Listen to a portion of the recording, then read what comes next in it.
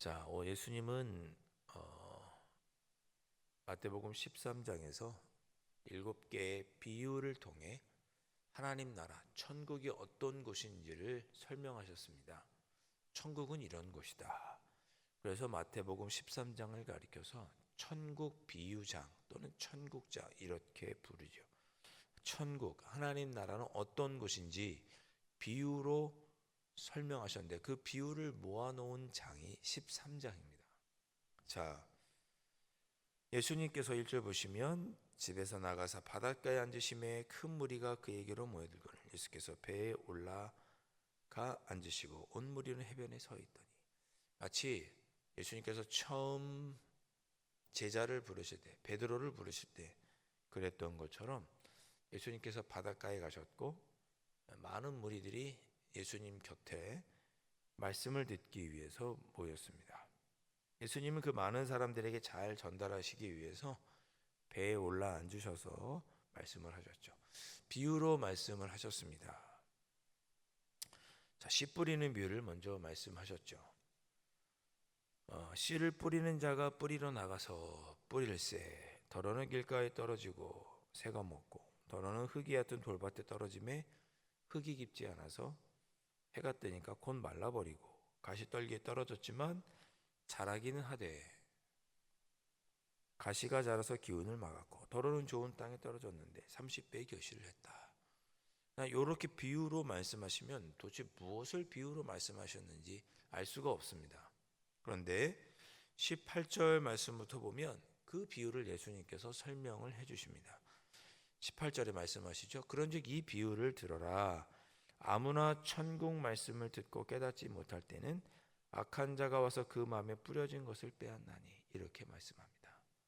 그러니까 앞에 그 비유를 예수님께서 딱 턱하니 씨 뿌리는 비유를 말씀하셨는데 천국은 이런 곳이다라고 말씀하시지 않고 그냥 턱 말씀하시니 이것이 무슨 뜻인가 궁금했거든요. 근데 19절 이하에서 말씀하신 거예요. 천국은 19절에 말씀을 듣고 깨닫지 못할 때는 그랬습니다. 천국 말씀을 듣고 깨닫지 못할 때. 그러니까 정확하게 이야기하면 이 씨 뿌리는 비유는 천국 말씀을 듣는 것과 관련된 비유입니다. 천국은 이런 곳이 아니고 천국 말씀을 듣고 깨닫는 것에 관한 비유입니다. 이해되셨죠? 19절 아무나 천국 말씀을 듣고 깨닫지 못할 때는 그랬습니다. 그러니까 이렇게 우리는 농사를 할 때 이렇게 논농사를 할 때 이렇게 모내기를 하지 않습니까? 근데 이때는 그냥 씨를 들고 바구니에 들고 있다 그냥 밭을 지나가면서 이렇게 휙 뿌리는 거예요. 씨를. 예전에 2000년 전에는 바구니에 씨를 들고 있다가 밭 사이로 지나면서 이렇게 휙휙 뿌리는 거죠, 씨를. 그러니까 이렇게 씨를 뿌릴 때 어떤 씨는 조금 힘이 과해서 밭에 떨어지지 않고 밭 바깥에 길에 떨어지기도 하고 돌짝밭에 떨어지기도 하고 밭에 떨어지기도 하고 그랬던 거죠. 그것을 가리켜서 예수님은 천국 말씀을 듣고 깨닫는 것과 연관해서 말씀하신 거예요. 자, 예수님께서 이렇게 씨를 뿌렸다는 것은 천국 말씀을 전하셨다. 이제 큰 무리가 지금 예수님 앞에 이렇게 와 있잖아요. 큰 무리들에게 천국 말씀을 전하셨어요. 큰 무리뿐만 아니라 평소에 많은 기적과 또 지나다니면서 또 많은 비유의 말씀을 하셨죠. 비유의 말씀뿐만 아니라 천국에 대해서 많은 말씀을 하셨습니다. 마태복음 12장에서도 바리새인 서기관들과 싸우면서 안식일에 대해서도 말씀하시고 여러 가지를 말씀하셨죠. 그렇게 천국 말씀을 하셨는데 어떤 사람은 그 말씀을 듣고도 도무지 반응을 하지 않은 사람이 길가에 뿌려진 자죠. 말씀을 듣고 깨닫지 못할 때는 악한 자가 와서 그 마음에 뿌려진 것을 빼앗나니 곧 길가에 뿌려진 자. 싹이 나고 안 나고 이럴 틈도 없이 길가에 그 뿌려진 것을 누가 와서 먹어버렸어요. 새가 와서 먹어버린 거죠. 악한 자가 와서 그 마음에 뿌려진 말씀을 총들이째 빼앗아 간 거예요. 하나님 말씀을 듣고도 아무런 감각이 없고 아, 내가 이렇게 살아야겠구나 라고 어떠한 시도도 해보지 않고 아무런 마음에 감흥이 없는 사람, 아, 천국은 이런 곳이니 저 천국을 살기 위해서 내가 이렇게 주님 말씀대로 살아야겠구나, 마음에 아무런 감흥도 아무런 계획도 아무런 결단도 하지 않는 사람, 악한 자가 와서 그 마음에 뿌려진 것을 빼앗아 간 거죠. 저는 바리새인과 서기관들이 이런 자들이라고 생각합니다. 아무리 예수님께서 좋은 말, 천국 말씀을 전해도 그들은 요지부동이었죠. 오히려 예수님을 비난하고 평가하려고 했지 그들의 마음속에 그 말씀이 조금 더 싹이 트지 않았습니다. 자, 돌밭에 뿌려졌다는 것은 20절이죠. 말씀을 듣고 즉시 기쁨으로 받았습니다. 아, 하나님 나라 이런 곳이구나. 내가 주님의 자녀로 이렇게 살 때 천국이 이루어지는구나. 하나님 나라는 이런 곳이구나. 들었어요. 말씀을 듣고 기쁨으로 받았습니다. 그런데 그 속에 뿌리가 없어서 잠시 견디다가 말씀으로 말미암아 환난이나 박해가 일 때 넘어지는 자. 내가 주님의 뜻대로 살려고 이렇게 딱 마음먹었는데 내 삶에 어떤 문제가 다가오면 그 문제에 넘어져서 환난이나 박해 때문에 말씀대로 살기를 포기하는 자, 넘어지는 자, 그런 뜻이죠. 예.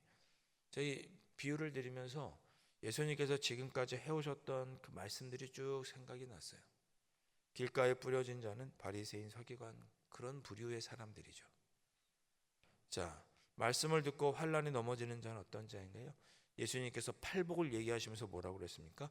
나를 위하여 핍박받는 자는 복이 있나니 천국이 너희 것이다 말씀하셨죠.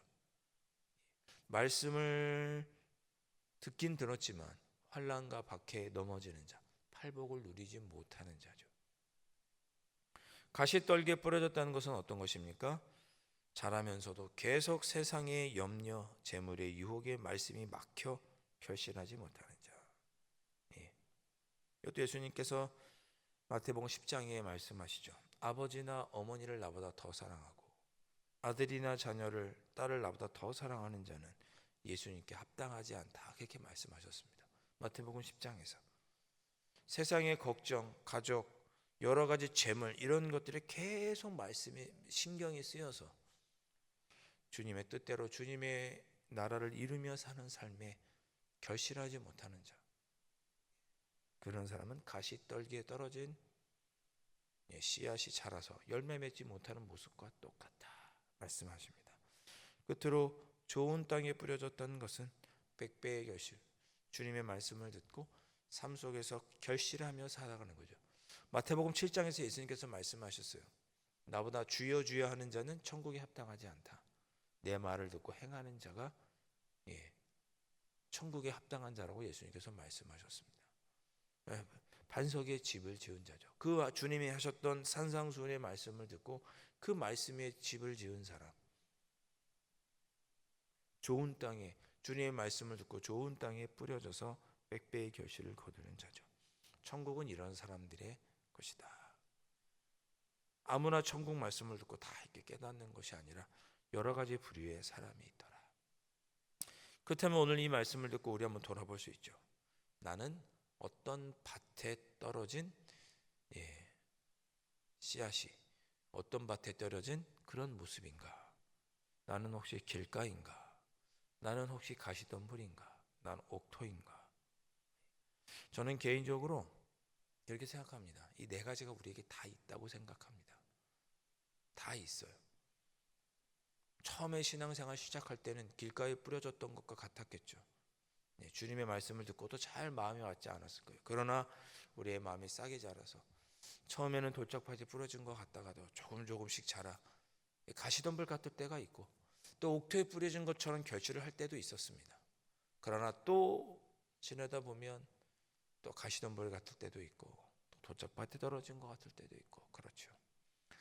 그렇다면 지금의 나의 마음 상태는 어떨까? 지금 최근 여러분의 마음은 어떻습니까?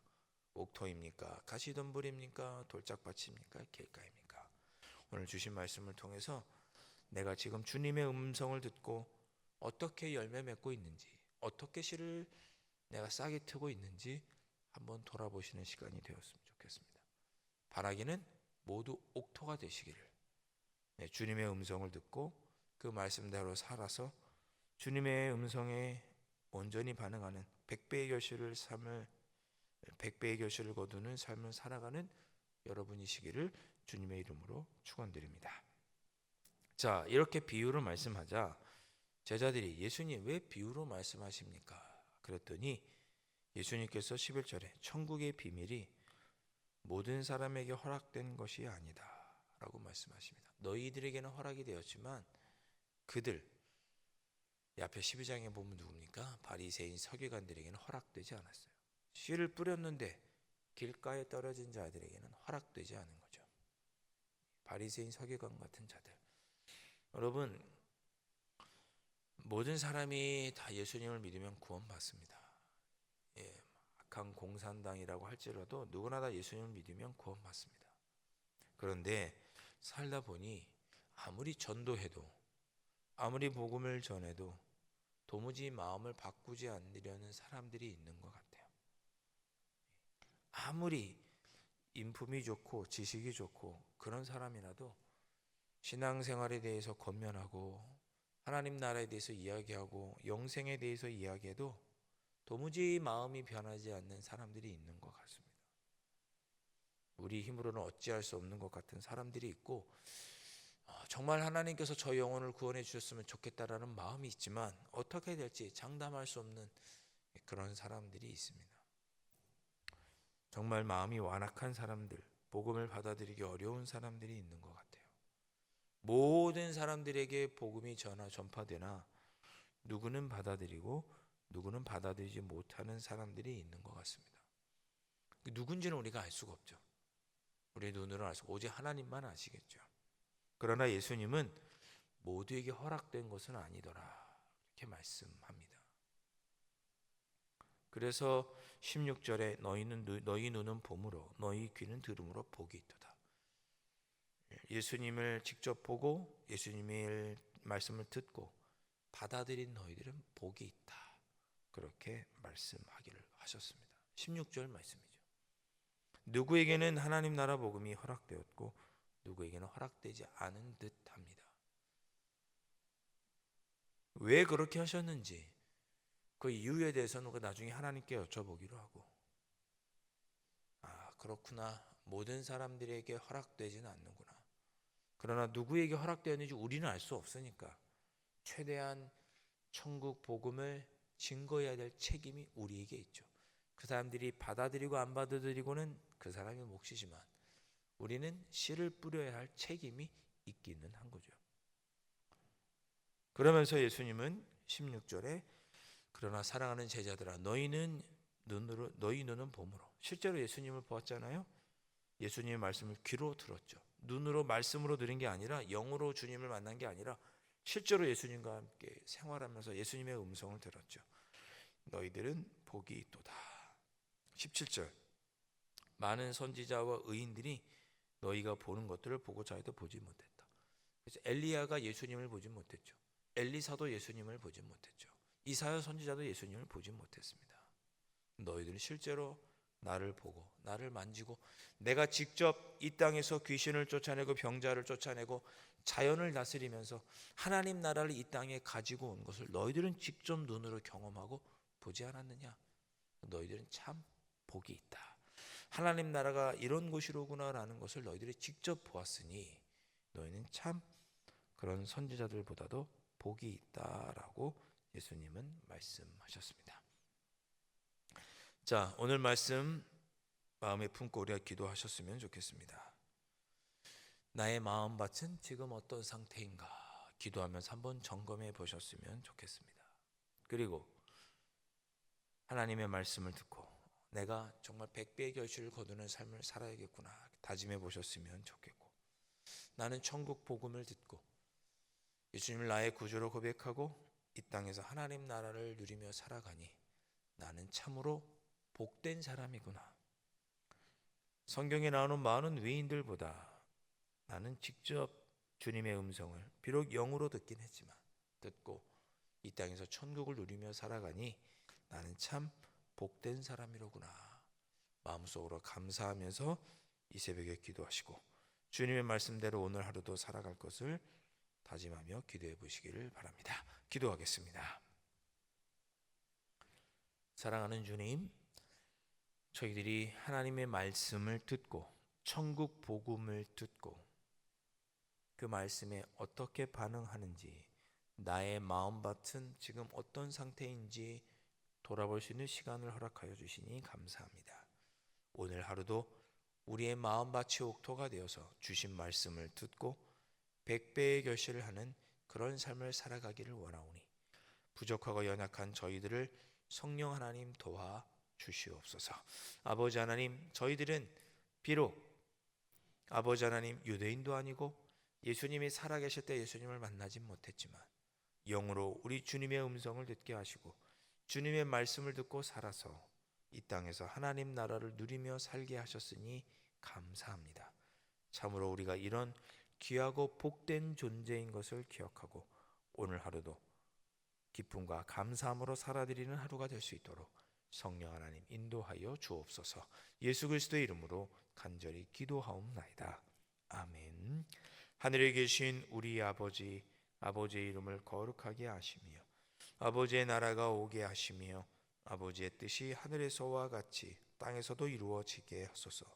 오늘 우리에게 일용할 양식을 주시고 우리가 우리에게 잘못한 사람을 용서하여 준 것 같이 우리 죄를 용서하여 주시고 우리를 시험에 빠지지 않게 하시고 악에서 구하소서. 나라와 권능과 영광이 영원히 아버지의 것입니다.